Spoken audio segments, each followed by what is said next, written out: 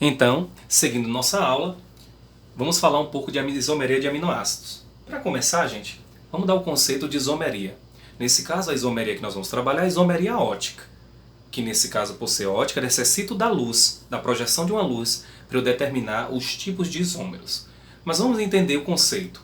Em química, a isomeria, nesse caso aí, é caracterizada pelo desvio da luz em compostos químicos que apresentam quando exposto a um plano de luz polarizada. Como seria isso? Vou traduzir de uma forma bem simples quem tem dificuldade em química. O que eu quero falar seria o seguinte. Veja comigo. Aqui eu tenho o ácido lático. Dois tipos de ácido lático. Um produzido pelo meu músculo e um encontrado no leite. Eles são isômeros. Como é que eu determino? É simples. Observa comigo esse carbono aqui que eu chamo carbono quiral, o carbono assimétrico. Quem está ligado a ele? Uma hidroxila, que é diferente dessa estrutura CH3, que é diferente do hidrogênio e que é diferente do ácido carboxílico. Espera aí. Então esse carbono tem 4 ligações diferentes ligado, a ele. Então eu posso falar que é um carbono quiral. Então carbono quiral é qualquer carbono que tem 4 ligantes diferentes, conectados diretamente a eles. Isso é um carbono quiral. Esse carbono aqui eu não posso dizer que é quiral, porque eu tenho 2 hidrogênios, 2 oxigênios ligados a ele. Então não dá para ser quiral. Então eu tenho essa estrutura que é carbono quiral. Aqui também eu tenho uma estrutura que é do mesmo ácido lático, que também é quiral. Veja que interessante. Eu tenho nessa estrutura o hidrogênio está no lado esquerdo. Na de cá, o ácido lático positivo, eu tenho o hidrogênio voltado para a direita. Por uma modificação dessa, por incrível que pareça, gente, faz com que, se você colocar isso dentro de um tubo, e desse tubo tem uma luz chamada polarizada, ela permite rotacionar a luz para a direita ou rotacionar a luz para a esquerda. O aluno deve estar lá se perguntando, para que eu quero saber disso, se ele rotaciona a luz ou não? Gente, cuidado, dependendo da rotação dele, se é para a direita ou para a esquerda, pode ser a diferença entre um remédio e um veneno. Há muito tempo atrás, a indústria farmacêutica produziu um remédio para enjoo, talidomida. Esse remédio, então, foi produzido e existia uma mistura rancêmica da composição que girava para a direita e que girava para a esquerda. E essa mistura as mulheres grávidas tomavam. E depois de um tempo, observou que as mulheres, então, quando ia ter o bebê nascia com má formação congênita. Por quê? Era para tomar um tipo de composto que rotacionava a luz para a direita, ela tomava o composto junto com a substância que girava a luz para a esquerda, ou seja, uma mistura dos dois, o bom e o ruim. Só que não detectaram essa diferença e as mulheres estavam tomando. Então muitos delas abortavam e tinham filho com má formação congênita. Em bioquímica, isso é imprescindível. Por que é imprescindível? Observa comigo. Nós pegamos aqui como referência, em bioquímica, pega-se como referência o gliceraldeído. Se você observar o gliceraldeído, ele tem um carbono quiral aqui, só que a hidroxila está do lado que? Esquerdo. Do outro lado, a hidroxila, que é o mesmo gliceraldeído, está para a direita. Quem tem essa hidroxila do lado esquerdo, ele é L-gliceraldeído. Rotaciona a luz para um lado. Esse tem a hidroxila para o lado direito, recebe D. D-gliceraldeído. E servindo eles como referência, eu posso agora comparar com os aminoácidos. Veja, a alanina tem um grupo amina do lado que? Esquerdo, então L. D-alanina, está o grupo amina de que lado? Direito, então ela é D. No decorrer da evolução, foi selecionado os aminoácidos que compõem as proteínas. Todos os aminoácidos são L, do tipo L. Por que não temos aminoácido do tipo D, Wesley? A explicação é muito simples. Vocês vão ver comigo lá em enzimas, estudar sobre enzimas, o sítio catalítico da enzima, que faz um aminoácido se ligar com outro para ir formando a proteína. O sítio catalítico da enzima, ele também está relacionado com isomeria. Ele só aceita aminoácido do tipo Q? L. E não aceita do tipo D. Logo, não adianta um suplemento que eu tome lá que tem aminoácido do tipo D. Meu organismo não vai usar para nada. Por quê? Porque a enzima responsável em sintetizar proteína a partir de aminoácido, ela tem um sítio catalítico com estrutura isomérica, que aceita os aminoácidos somente do tipo L. Tudo bem até aqui? Ok? Então, gente, a respeito disso, eu queria só falar um pouquinho para o pessoal que trabalha com biotecnologia ou quem pretende trabalhar. Vocês viram que muitos dos aminoácidos que nós estudamos ali, ele tem uma estrutura de anel, parecendo um anel benzênico, né? Nós temos triptofano, tirosina, fenilalanina, que essas estruturas, gente, quando foi estudada, observou-se que elas são de fundamental importância para você identificar proteínas. Digamos que você está no laboratório lá e quer purificar uma proteína de um determinado sapo da montanha. Você tirou aquele líquido todo e começou a purificar. Depois que você purificou, você agora quer confirmar que o que você tem ali é realmente proteínas. Qual é a técnica que eles usam, gente? Uma técnica simples de absorbância. O que é que ele faz? Ele coloca num aparelho desse aqui, ó, um espectrofotômetro, e vê, já padroniza lá, que sabe que as proteínas, é difícil encontrar proteína que não tenha triptofano, tirosina nem fenilalanina, então já sabe que as proteínas normalmente têm na sua sequência isso aí. Então ele coloca nessa máquina e sabe que esses aminoácidos que compõem essas proteínas, ela tem uma absorvância em torno de quem? De 200 nanômetros. Então, quando ele coloca lá e a máquina detectar que alguém está absorvendo luz no comprimento de 280 nanômetros, aí sim, detecta que ali é uma proteína. E se fosse um DNA, Wesley? A absorvância seria em outro nível, em outro comprimento de onda. Então, esse comprimento de onda nos ajuda muito a separar essas biomoléculas, tá? Aí o aluno pode perguntar, e por que ele absorve luz, Wesley? Os aminoácidos que compõem a proteína, essas luz ultravioleta? Muito simples. Como eles têm anéis benzênico e o anel benzênico fica girando, esse giro faz com que ele absorva energia, né? Essa energia, no caso, luz ultravioleta. E aí permite então você identificar através desse aparelho que tipo de aminoácido que tem ali ou a proteína. Né? O tipo de aminoácido não, mas sim detectar se tem aminoácido, mas o mais interessante de utilizar de biotecnologia é detectar se tem proteína naquele composto que você está purificando. Ok? Só para a gente fazer uma ligação com o nosso trabalho. O pessoal da análise clínica aí sabe muito bem disso, que espectrofotômetro é muito comum nos exames bioquímicos, tá? Muitos deles utilizam isso aí. Vamos então, pessoal, agora falar de aminoácido, vamos falar da sua ionização. Nós aprendemos ionização estudando quem? Água. Lembra? Então não vai ser difícil não. Então eu quero estudar a ionização dos aminoácidos, como eu estudei da água, e aí eu posso entender a titulação desses aminoácidos. E aí, com a titulação, eu consigo determinar que tipo de aminoácido está naquele sapo lá, que eu estou estudando, naquele composto que me deram. Ah, o que é isso? Eu consigo determinar sim, através das técnicas, utilizando a base de ionização. Vamos lá, vamos entender como é. Acompanha comigo que não é tão difícil não, viu gente? Veja, eu estou falando de aminoácido, não estou falando de proteínas. Aqui é um aminoácido? Sim, deixa eu ver se é. E lá. Grupo amina, grupo carboxila, R. Ótimo. Todos os dois estão protonados, ó. NH3 protonado, COOH protonado. O que é que acontece então? Você lembra que cada grupo desse tem um pKa? Que vai determinar o que? Quando é que ele vai protonar ou vai desprotonar?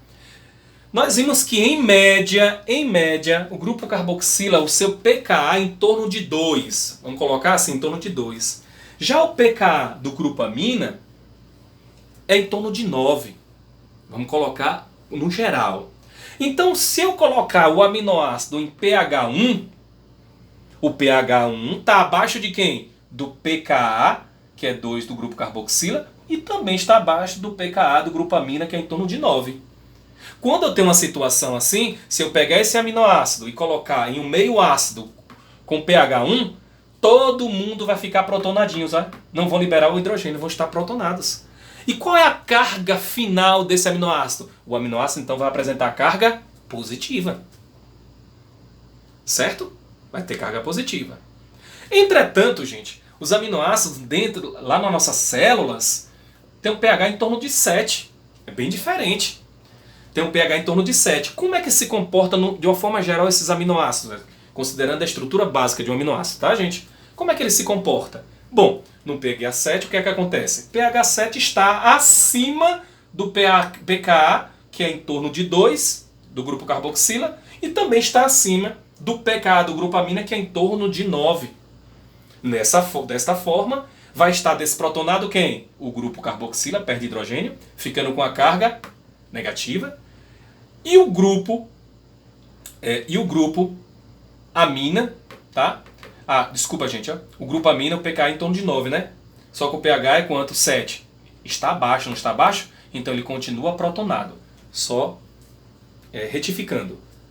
pH 7 está abaixo do pKa do grupo amina, mas está acima do pKa do grupo carboxila. Se está acima, desprotona o grupo carboxila e o grupo amina não desprotona. Já se eu colocar esse aminoácido, essas duas estruturas básicas, no pKa 11, aí já é diferente.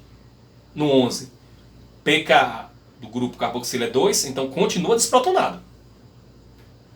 Já o pKa do grupo amina, como é em torno de 9, e o pH está acima, ele desprotona. Qual a carga final aqui, gente? A carga final vai ser negativa. E qual a carga final no pH da célula? Vai ser quanto, gente?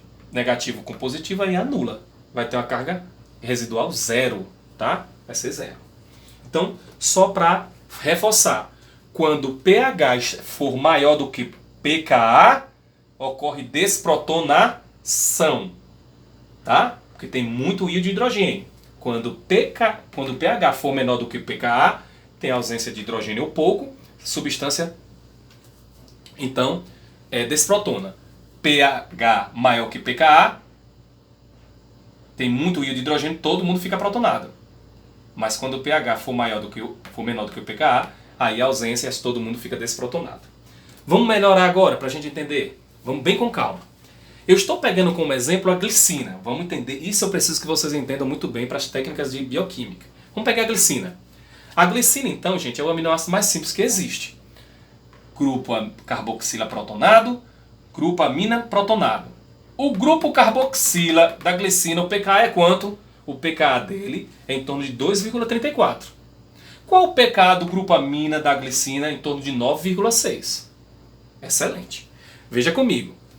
Na abscissa, gente, foi adicionando quem? Hidroxila. Então tá vindo para aqui, ó, tornando básico.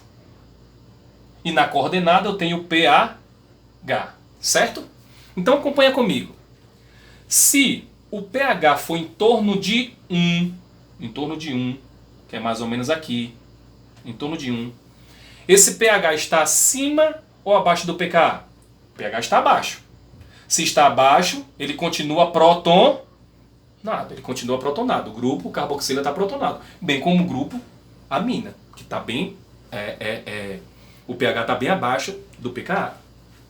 Mas digamos que o pH agora, eu coloque agora hidroxila. Então o pH vai subir. Digamos que o pH foi para em torno de 2,3. O pH agora está 2,3, porque eu adicionei mais hidroxila para ficar básico. Quando chegou a 2,3, o pH atingiu o nível do pKa. Eles dois estão iguais. E o que eu quero dizer que eles dois estão iguais? Quando eles estão iguais, pH igual pKa, metade das moléculas de ácido carboxila dos aminoácidos vai estar protonada do lado de cá e a outra metade vai estar desprotonada. Então, quando o pH atinge o pKa, metade protonada e metade desprotonada. Tá? E isso significa que ele chegou na região tampão. Então, esse retângulo aqui é a região tampão. O que é uma região tampão? Não adianta eu adicionar mais hidroxila, ó, que o pH vai mudar muito pouco. Diferentemente daqui, ó, quando ele estoura o tampão, sobe demais o pH. Aqui no início, subiu rápido. Mas quando chega nessa região tamponante, uma unidade acima e uma unidade abaixo, ele consegue segurar o pH. Então, eu posso dizer que os aminoácidos do grupo carboxila, ele apresentam a região tamponante. Tá? Mas quando o pH atinge em torno de 3, aí não tem mais tampão, ele não consegue mais, porque eu joguei mais hidroxila, né? O pH subiu, né? Torno, sei lá, botei um molar, subiu demais. Aí o que acontece? O pH agora começa a subir rapidamente, mas rapidamente mesmo. Se eu botar mais um pouquinho de nada, onde ele vem bater aqui, ó. Diferentemente desse, eu fui colocando hidroxila e o pH foi subindo lentamente. Mas aqui não. Se eu colocar 1,1, ele já está aqui em cima. O pH já subiu para quanto? Quase 8.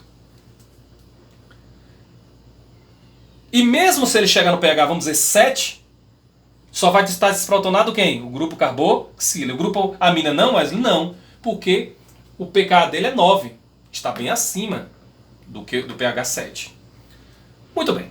Nesse caso aqui eu vou ter carga o que, gente? Se está desprotonado, metade, metade. Mas quando eu chego aqui, está totalmente desprotonado. Aqui nesse ponto aqui, gente, ó, ele vai estar totalmente desprotonado. Qual é a carga aqui? A carga aqui provavelmente mais ou menos zero. Tá? Ele atingiu o chamado PI, ponto isoeletrônico. Tá? Vamos seguindo. E tem como calcular o PI, Wesley? Tem. Se você pegar 9,6 mais 2,34, somar e dividir por 2, você encontra 5,7. O que é o PI? É o local onde, você não vai ter carga nenhuma. Se eu agora coloco o pH, adiciono mais hidroxila e o pH atinge em torno de 9,6, o pH atingiu, ele atingiu o pKa. Estão iguais os dois. Metade da grupamina vai estar protonado e metade desprotonado. Você atingiu o tampão do grupo agora quem? Amina. Então, se você for adicionando desde esse retângulo mais hidroxila, o pH muda lentamente. Entretanto, quando você adiciona mais, chega um ponto que o pH passa de 10, ele sobe rapidamente o pH. Por quê? Vai estar todo o aminoácido desprotonado. O grupo amina vai estar completamente desprotonado. Que é o K2 aqui, ó. pK2, ó. Já está todo mundo desprotonado. E nesse caso, o aminoácido apresenta carga negativa. Então aqui eu estou mostrando uma curva de titulação de uma glicina, onde apresenta duas regiões tamponantes, que a soma dos dois dividindo por 2 vai dar 5,97. Olha agora um aminoácido diferente, fazendo a titulação do glutamato. Qual a diferença do glutamato? Tem um grupo amina, mas ele tem dois grupos carboxila. Cuidado! Dois grupos carboxila. Onde um grupo carboxila tem um pKa 2,19 e o outro grupo carboxila 4,25. E o grupo amina, como sempre, acima de 9. Vamos ver como é o processo? pH, e aqui eu tenho a hidroxila que eu vou adicionando lá no Erlenmeyer. Boto o aminoácido e vou adicionando hidroxila. Veja o que acontece.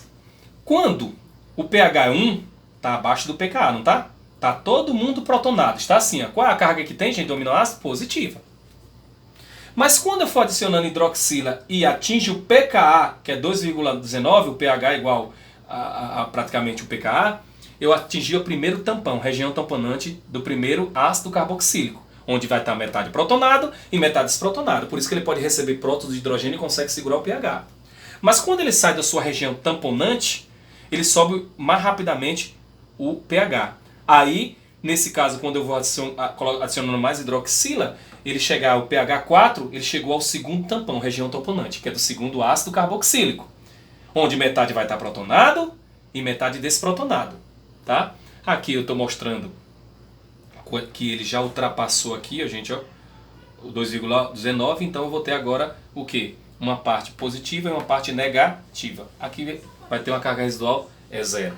Mas quando atinge esse aqui, gente, ó, atinge esse aqui, eu vou ter metade protonado e desprotonado, tá? Mas quando ele passa o tampão, todo mundo vai estar desprotonado. Seria essa situação. Eu tenho duas cargas negativas e uma positiva. Qual é a carga final? Eu tenho uma carga negativa desse aminoácido. Quando eu vou adicionando mais hidroxila, o pH vai subindo, até chegar aonde? Ao terceiro tampão, que é do grupo amina.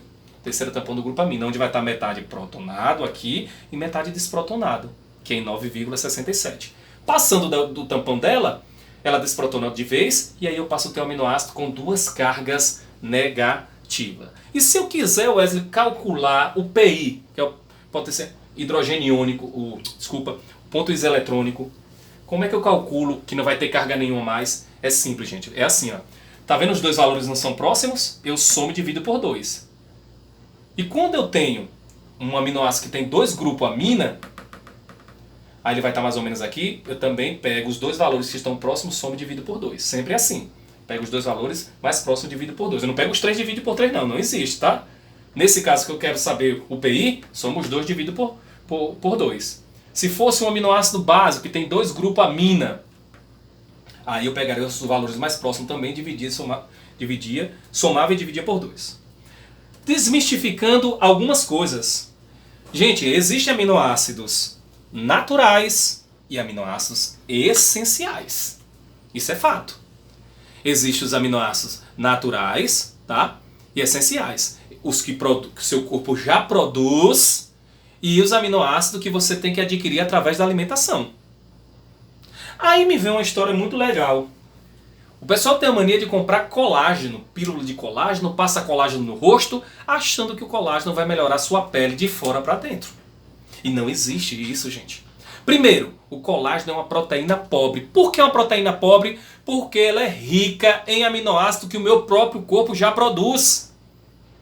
Meu corpo já produz esses aminoácidos e o colágeno é cheio de aminoácidos que meu corpo produz. Então se eu estou comendo ali, eu estou investindo dinheiro de forma errada, que meu corpo já produz aquilo. Eu tenho que pegar uma proteína, um suplemento, principalmente para quem malha, que tem aminoácido que o meu corpo não produz. Aí seria legal, tá? Então não existe. Ah, mas e quando eu tomo colágeno? Não adianta, gente. Ele vai quebrar os aminoácidos. E aí, de acordo com a sua sequência genética, ele vai montar uma proteína de acordo com a necessidade fisiológica do seu corpo. Então, colágeno, isso é baboseira. Seguindo, polímeros de aminoácidos formando os peptídeos. Então, como é, gente, que os aminoácidos se ligam para formar os peptídeos que vão dar origem às proteínas? Muito simples. Eu tenho 2 aminoácidos aqui, ó. Não estou dizendo qual é o radical, que não precisa. Eu tenho um grupo carboxila e um grupo amina. O que ocorre é muito simples. O grupo aqui carboxila tem um par de elétron não ligante, onde faz o ataque nucleofílico, tá? E o de cá tem um par de elétron também faz um ataque nucleofílico aonde? No carbono. O par de elétron aqui faz um ataque nucleofílico no carbono, porque o carbono está com a carga residual positiva, que os oxigênios é mais eletronegativo, puxando o par de elétron para cá e para cá, e ele também é positivo.